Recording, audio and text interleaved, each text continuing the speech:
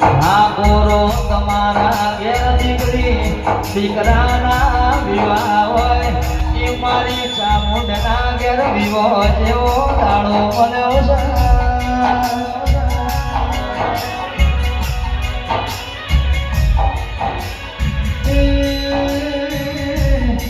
મારી સિંહ સવારી ચામુંડે આવો.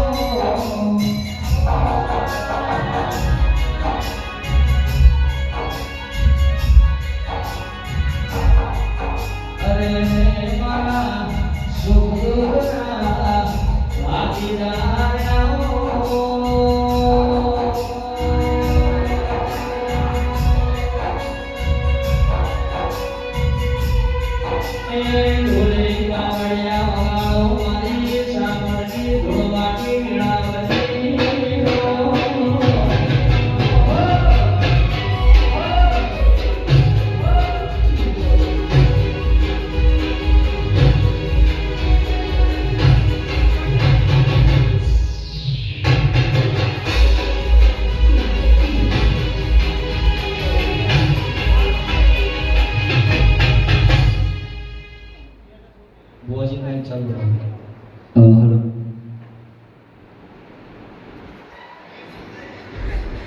हेलो या देवी सर्वभूतेषु शक्तिरूपेण संस्थिता नमस्तस्यै नमस्तस्यै नमस्तस्यै